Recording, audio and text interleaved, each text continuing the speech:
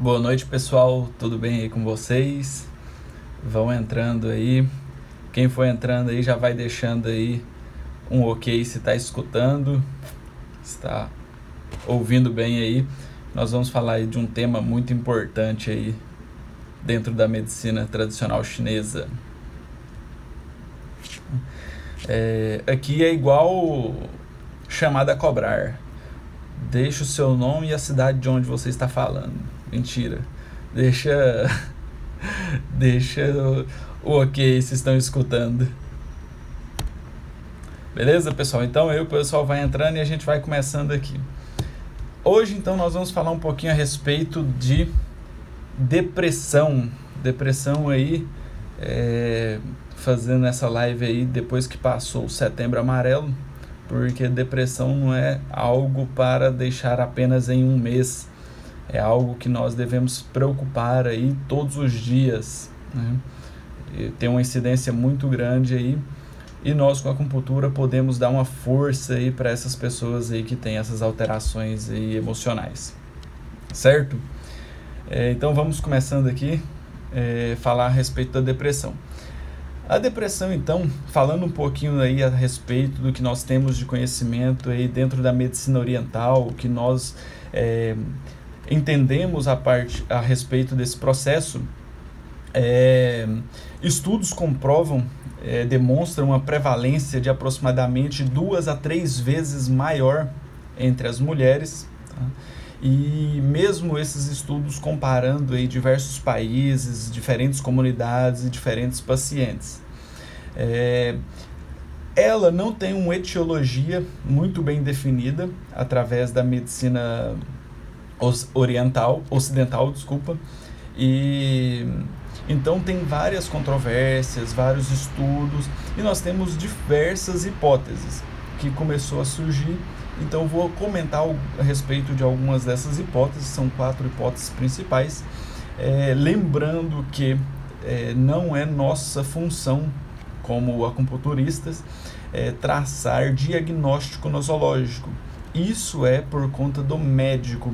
Por isso que nós não devemos negligenciar uma patologia, muito menos um tratamento, e até mesmo pensar em uma equipe multidisciplinar para o tratamento dessas patologias de caráter mais sério. Então, sempre tem o apoio aí de um médico psiquiatra, de psicólogos, e nós vamos atuando junto com esses profissionais para que nós conseguimos, então, chegar num processo e num resultado mais fácil e o quanto mais breve aí de melhora para o paciente, certo? Então, vou falar um pouquinho a respeito desses fatores. Então, existem vários fatores biológicos, neuroquímicos e até mesmo psicológicos que têm interação de neurotransmissores cerebrais e seus respectivos receptores, tá? Então, uma ideia que se tem de uma dessas hipóteses são as relações com as monoaminas, que é um grupo de subdivisão das catecolaminas. Então, são elas, por exemplo, a dopamina, a noradrenalina, as indalaminas e as serotoninas. Então, tudo isso tem interação aí neuroquímica lá no cérebro, que pode desencadear um processo aí de depressão. Então, pensando a respeito das hipóteses, em 1965, a ideia que se tinha era que a depressão era basicamente deficiências de catecolaminas. Mas os estudos foram evoluindo e mostrando que em 1971 chegou então a 2 ideias: as serotoninérgicas, que foi aí que surgiram os antidepressivos inibidores seletivos da recaptação da serotonina, e também os dopaminérgicos, que surgiram então os antidepressivos tricíclicos, tá? Essa foi uma hipótese que ela sofreu bastante resistência no meio científico, porque mesmo usando os antidepressivos, os pacientes não apresentavam uma melhora nesses níveis de catecolaminas, e também usuários de cocaína, eles aumentavam os níveis de catecolaminas, porém não melhorava o quadro depressivo. Então sofreu bastante questionamentos aí dentro do meio científico, e isso então dificultou um pouco o avanço dessa hipótese. Então surgiram novas hipóteses através dos receptores dos neurotransmissores. Então, uma alteração dos receptores beta-adrenérgicos pós-sinápticos, e também uma neuroanatomia. Então, eles descobriram que alguns pacientes com quadros depressivos, eles apresentavam alteração de regiões cerebrais com diminuição do volume e uma redução do metabolismo nessas regiões. Isso, então, teve uma interferência muito grande, principalmente nos lóbulos frontais, nos gânglios da base e em estruturas tanto mediais e temporais de conexão dos gânglios da base com o lóbulo frontal e o sistema límbico, principalmente diretamente ligado com o hipocampo, que faz essa interligação aí entre essas três regiões. E por último, uma quarta hipótese que se tem a respeito da depressão é a hipótese cognitiva, onde nós temos uma tríade da cognição, que temos a cognição propriamente dita, que os pacientes que têm quadros depressivos, eles têm uma visão negativa sobre si próprio, sobre o mundo e sobre o futuro. Isso, então, desencadeia o processo de depressão. E também temos a cognição disfuncional, onde tem uma interpretação das situações vivenciadas em negativismo. E por fim, um erro cognitivo, que seria uma distorção do processo dessas informações, tanto da cognitiva como a cognitiva disfuncional. Então, esse é um breve resumo aí do que nós temos de conhecimento a respeito aí da depressão na medicina ocidental.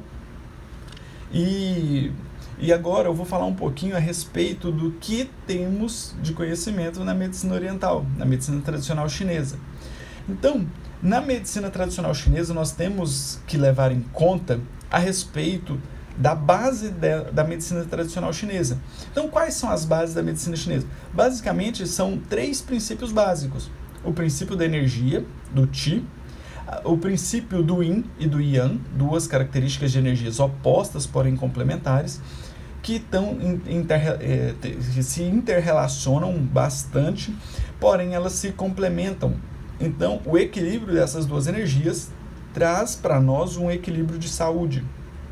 A teoria dos 5 elementos, ou dos 5 movimentos, como nós podemos interpretar assim na base da medicina tradicional chinesa, que é os elementos fogo, terra, metal, madeira e água, e os órgãos e as vísceras, que fazem relação aí com os 5 elementos. O elemento predominante da depressão dentro da medicina chinesa é o elemento metal. Ele é a base de desequilíbrio. Então, o desequilíbrio do elemento metal gera, portanto, uma alteração em pulmão e intestino grosso, e essa alteração gera, então, uma deficiência, uma diminuição da captação de oxigênio. A captação de oxigênio, então, diminui a energia Yang-Qi. Então, essa pessoa entra numa característica de baixa de energia. Então, a pessoa ela não tem energia, então ela está mais apática, ela fica mais introspectiva e ela fica mais negativa. Esse negativismo vem por um processo de insatisfação com algum processo, e isso vai desencadeando uma série de fatores até chegar, então, a distimia e possivelmente uma depressão. Tá? Isso é a base da medicina chinesa. Porém, eu gosto sempre e friso bastante isso com os nossos alunos, que os 5 elementos ou 5 movimentos, eles estão diretamente interrelacionando o tempo todo. Então, os 5 elementos não é um símbolo estático, ele é um símbolo dinâmico da medicina chinesa. Então, o típico paciente com depressão é esse: calado, quieto, introspectivo, negativismo e que gera um processo de depressão. Porém, temos que entender que esse processo ele pode estar vindo de algum outro elemento ou pode estar comprometendo algum outro elemento. Então, é muito comum, e isso é bom frisar, que nós não devemos negligenciar uma patologia, principalmente uma depressão, porque essa depressão ela pode estar mascarada por um paciente um pouco extrovertido, mais alegre, brincalhão, ali da boca para fora, ou em uma fisionomia. Porém, internamente, ele tem todo um processo de alteração energética, neuroquímica e até mesmo biológica que altera todo o seu processo de pensamento, de cognição. Isso deixa ele inerente ao meio de uma forma que ele não consegue ver um futuro promissor. Ele tem uma dificuldade, então, de se enxergar, de enxergar o mundo ou de ver felicidade no futuro. E isso, então, gera o processo de depressão, né?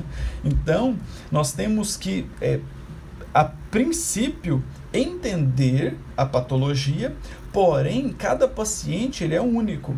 Então, cada paciente vai desenvolver ou vai desenrolar essa patologia de uma forma.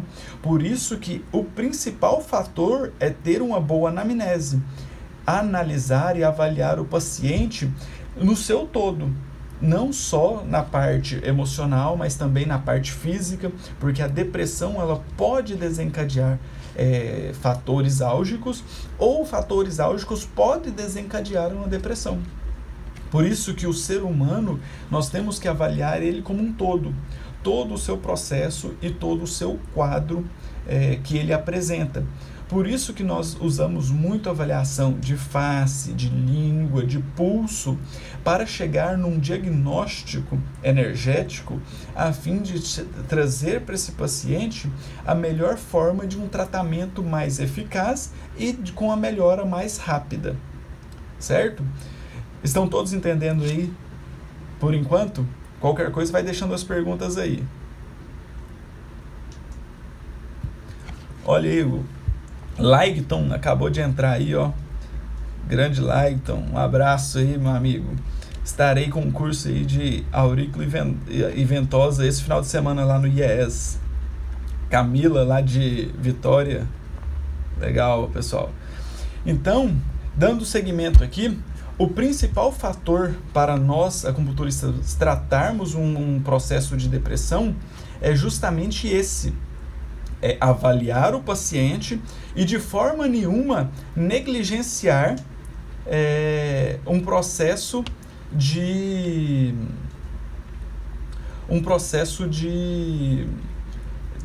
tratamento ou até mesmo da própria patologia, tá? Então, precisamos entender esse paciente e não trazer ele apenas para o nosso lado.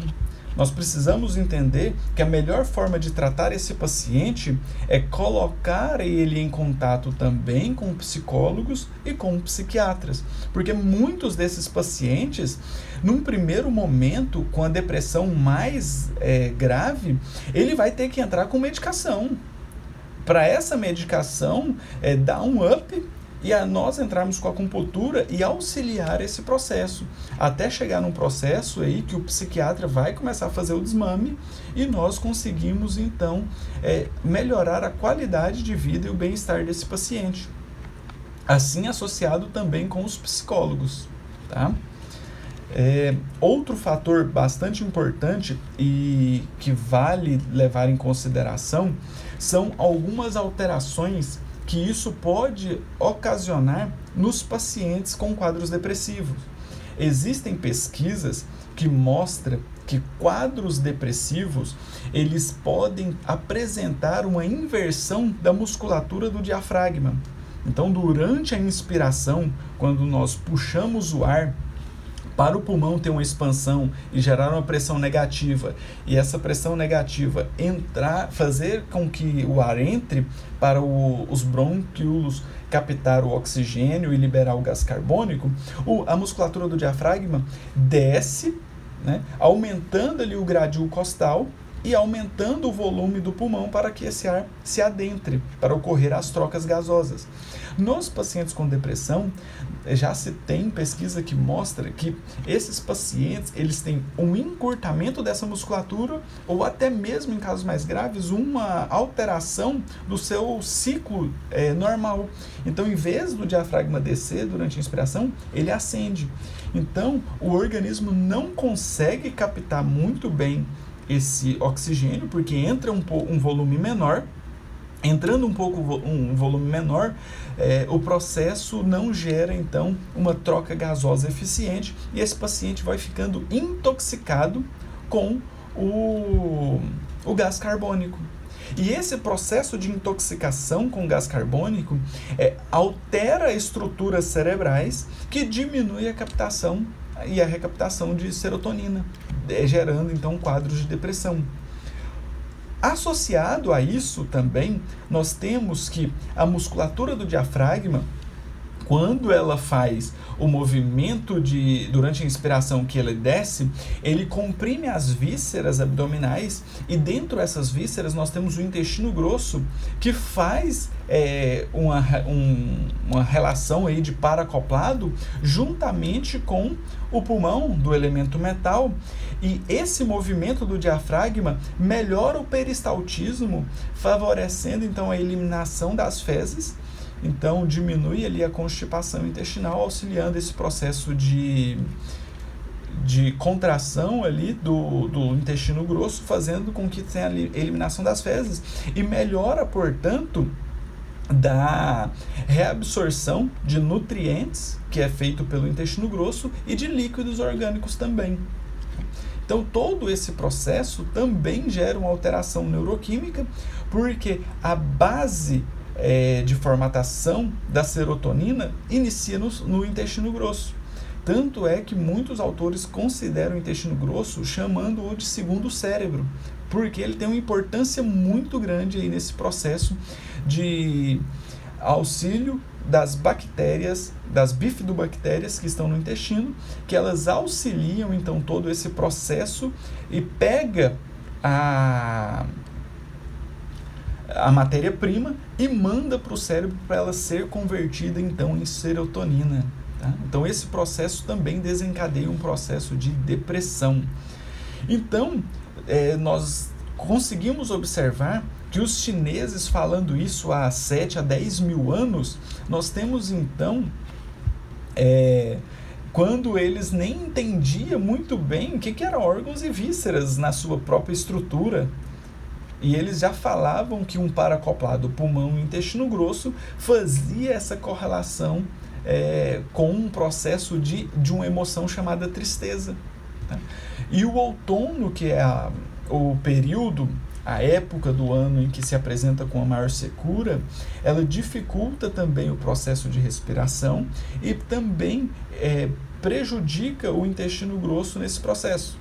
E isso também desencadeia um processo de depressão. Tanto é que em países mais frios, nós temos muito a incidência de quadros depressivos justamente por conta desse processo do clima interferindo no corpo físico. E o metal tem essa característica, né? Qual que é a característica física do metal? O metal ele é frio e duro, então ele tem uma consciência, um temperamento do elemento metal, é esse temperamento mais introspectivo, mais fechado, mas isso em equilíbrio vai gerar no paciente um processo de sabedoria, porque ele pega uma informação, essa informação ele leva para uma característica de introspecção, pensa a respeito dela E isso gera um processo evolutivo de sabedoria, de autoconhecimento. Porém, o paciente que apresentou desequilíbrio, ele vem então gerando todo esse processo de uma forma inversa. Ele vai se fechando, vai ficando mais frio, vai ficando mais fechado, mais interiorizado, mais introspectivo. Isso vai gerando então um processo de negativismo. Isso então é uma porta de entrada para um quadro depressivo. Certo, pessoal? Então, pensando a respeito de todas essas características, nós vamos entender um pouquinho a respeito de como tratar esse paciente. Então, primeiramente, antes de mais nada, nós precisamos avaliar nesse paciente a característica do seu intestino grosso. E sempre nós perguntamos aos pacientes como que está o funcionamento do intestino. E a maioria dos pacientes fala, não, meu intestino é normal. E eu sempre retorno a pergunta para ele, mas o que é realmente normal para você? Porque muitos pacientes falam, não, meu intestino é normal, eu faço a cada 3 dias, de 2 em 2 dias. Teve paciente que falou que faz 1 vez por semana, e para ele isso é normal, porque ele faz assim desde que ele nasceu, desde que ele se entende por gente. E não é normal. O normal do intestino é realmente o funcionamento todos os dias.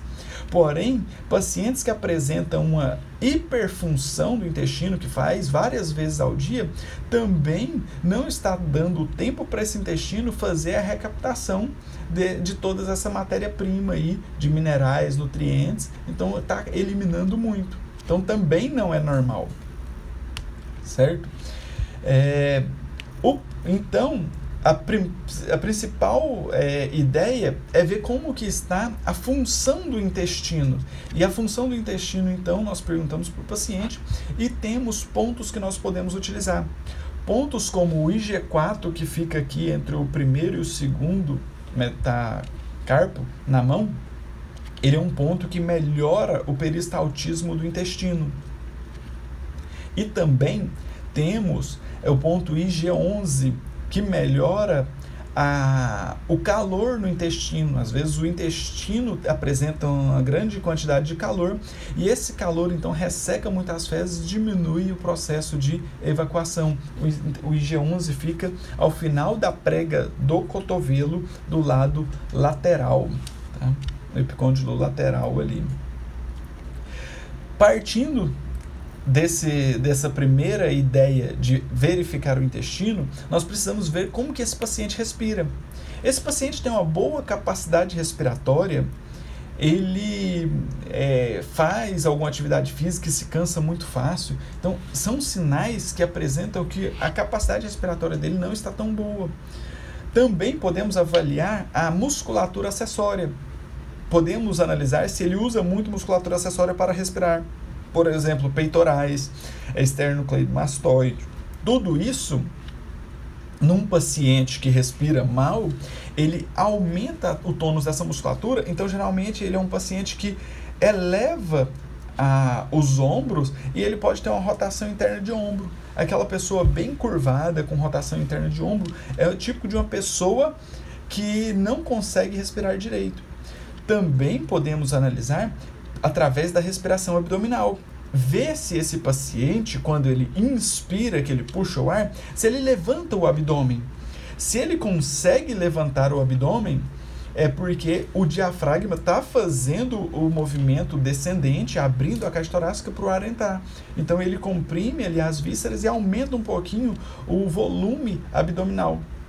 Alguns pacientes, quando você pede ele para respirar, você vê que ele respira só aqui, na caixa torácica, só aqui em cima.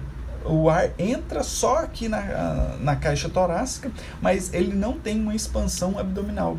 Isso mostra que o diafragma está encurtado ou até mesmo com a inversão diafragmática. Certo?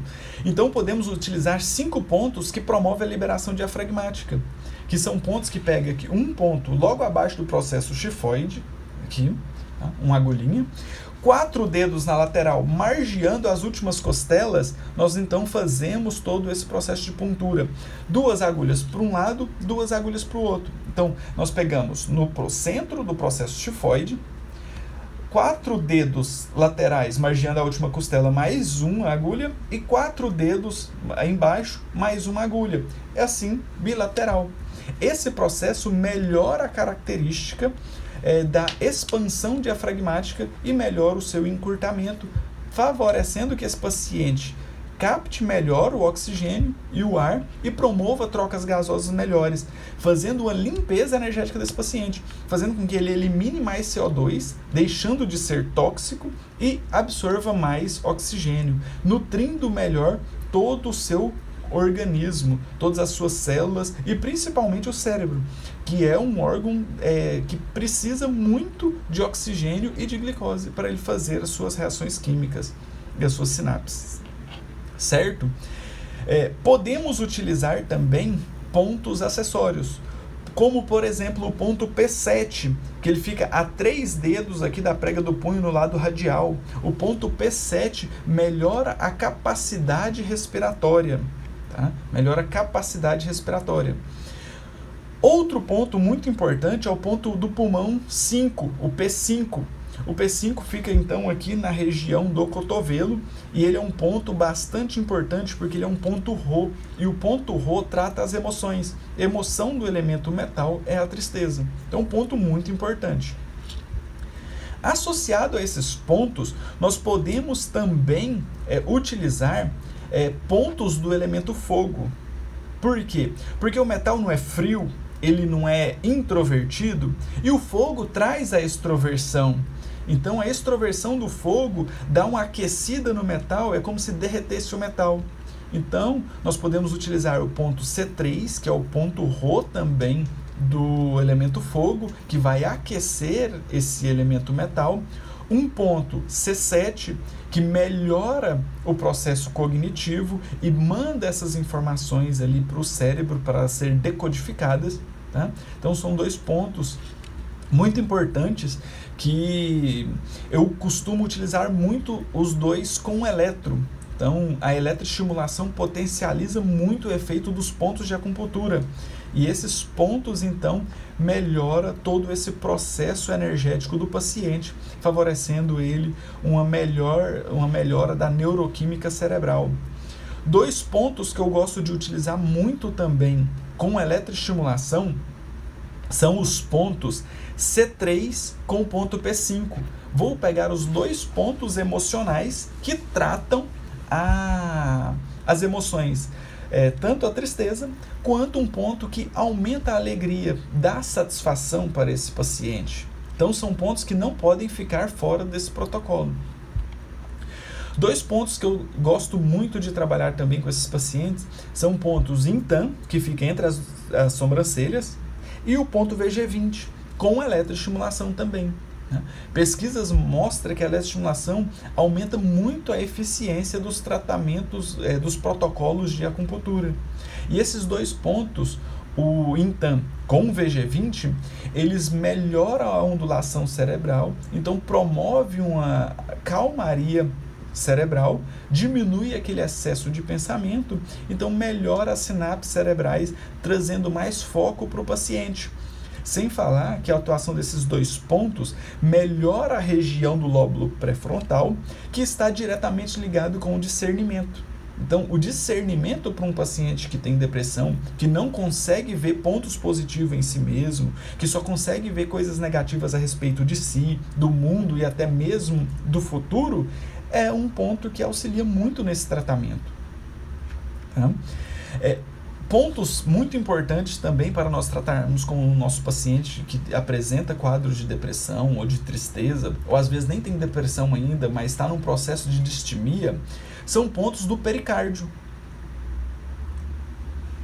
Pontos do pericárdio auxiliam e protegem o coração contra as emoções. Então nós fortalecemos um elemento que consegue proteger o coração, para ele não sofrer todos aqueles sintomas que o paciente depressivo sofre, que pode se desencadear por diversos fatores.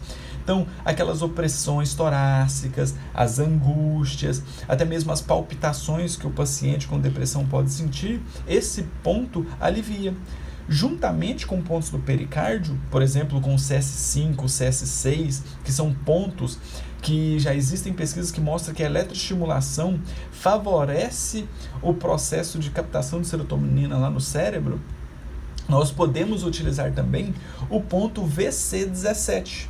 O ponto VC17 ele fica aqui no centro cardíaco, na linha dos dois mamilos, no centro do tórax, que são um ponto que melhora a respiração, melhora também aquela angústia, porque ela é um centro de referência emocional. Então, ele pega bem a região do timo, que está diretamente ligado às emoções. Então, esse ponto também auxilia muito o paciente em quadros com depressão. Esse ponto também ele pode favorecer a eliminação de mágoas dos pacientes.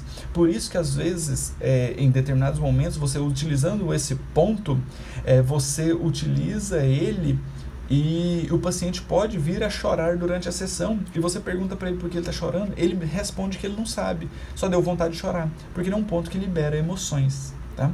Esse ponto, Mariluce, não costuma utilizar eletro, porque ele pega na central cardíaca, e na central cardíaca nós não utilizamos eletroestimulação, tá? Nessa região, não usamos eletrodos aqui nessa região cardíaca, tá? Então não utilizamos eletro em VC17, mas em regiões distais, tá?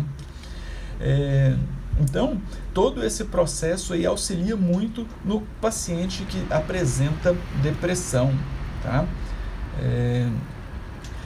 Trazendo então um pouquinho a respeito de todos esses fatores aí das características de paciente com depressão, vou falar também a respeito de algumas pesquisas que existem, até mesmo para nós entendermos todo esse processo. Tá? Existem pesquisas que mostram que o efeito da acupuntura ela não é superior aos efeitos medicamentosos.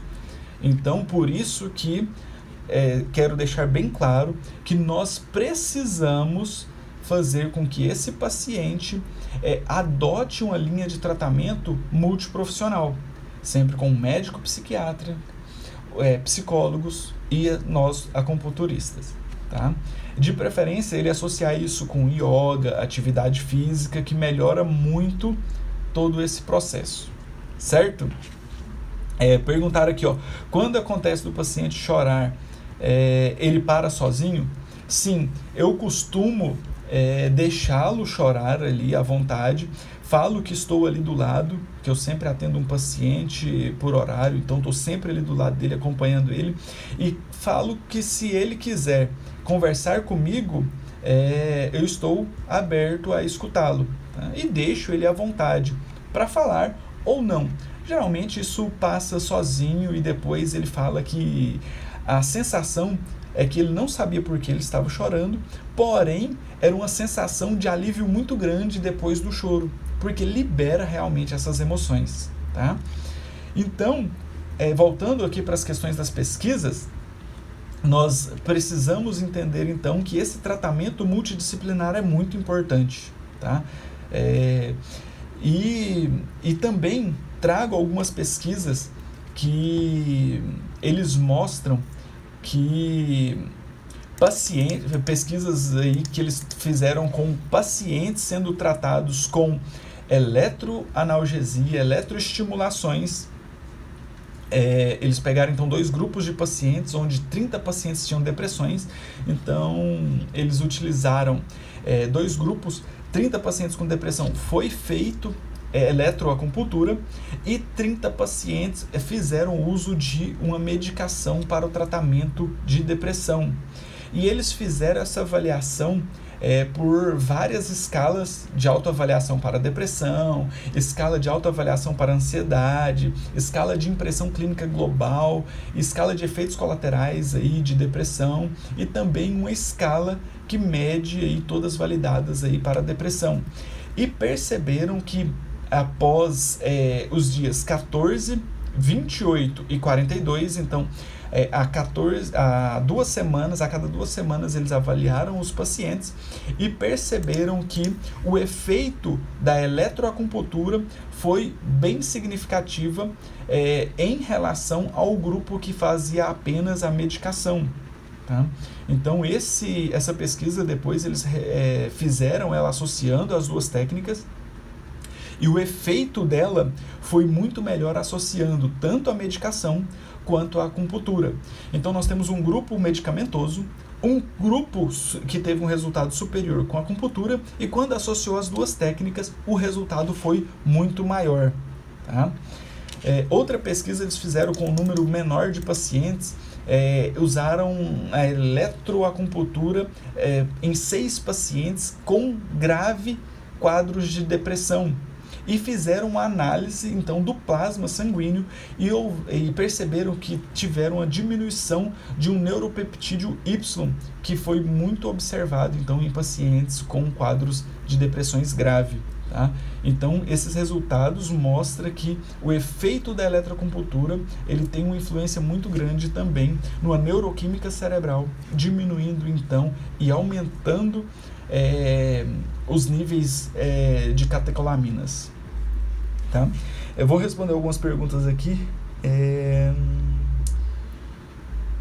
Isso aí, Thalita tá aí, legal.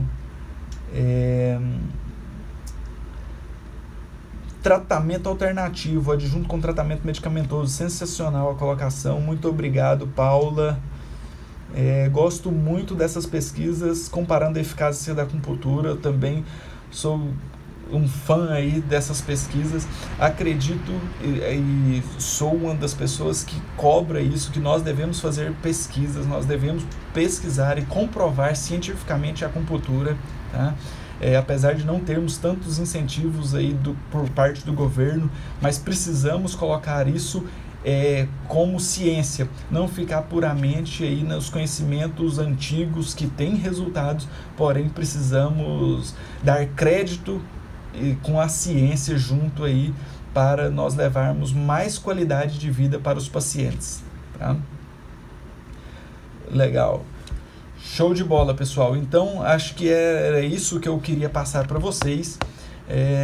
Muito obrigado aí pela audiência, por aguentar aí esse tempo aí que nós acabamos falando aí sobre a acupuntura. Thales aí, ó, mestrando em acupuntura. Perguntando aqui, além da eletroacupuntura, podemos trabalhar também no Yin do Rim, visto que ele nutre o mar das medulas? Sim, podemos sim associar, é o que eu sempre digo, avaliar bastante o paciente, fazer uma anamnese detalhada, porque a depressão ela é base do elemento metal. Tanto é que o protocolo, os pontos que eu passei aqui, as sugestões de pontos, não vamos falar protocolo, porque não existe protocolo fechado dentro da acupuntura, que nós utilizamos pontos do elemento metal porque a base está ali. Porém, vários fatores dos 5 elementos podem alterar todos os outros elementos. Ou a depressão gerar uma alteração de outros elementos, de ciclo de geração ou de dominância, ou estar sendo gerada por outros elementos. Tá? Muito legal a colocação aí, Dr. Thales. Pesquisas de acupuntura, eu pesquiso em tudo. O que aparece aí eu busco pesquisas. PubMed, Lilix, todas as bases aí eu vou pesquisando e toda semana eu entro para ver se surgiu alguma pesquisa nova. Sempre vale a pena, sempre pesquise, está saindo coisas legais, está saindo novas publicações e convido vocês a pesquisarem também, começar a publicar. Tá? Vamos sair desse misticismo aí que é considerado acupuntura para questões científicas, certo? Muito obrigado a todo mundo aí, ó. A verdadeira Camila de Vitória, eu acho que a outra Camila que eu fiz referência lá de Vitória era de Minas, né? Confundi, as duas tá escrito Minas aí, ou Mila. Então, Camila aí, muito legal aí, pessoal. Muito obrigado a todos vocês. E o Thales está falando aqui, sempre bom pesquisar em descritores em inglês, realmente. existem pesquisas com característica muito maior, com relevância muito maior clínica em descritivos em inglês, tá? Muito legal, então, pessoal, muito obrigado. Um abraço aí para todos vocês. Nos vemos na quinta-feira que vem com mais um tema a respeito de emoção, tá? Falarei a respeito de uma outra emoção aí, para em breve nós trazermos novidades aí para vocês, certo? Qualquer dúvida é só mandar no direct. Um abraço, bom descanso para todos vocês, obrigado por acompanhar.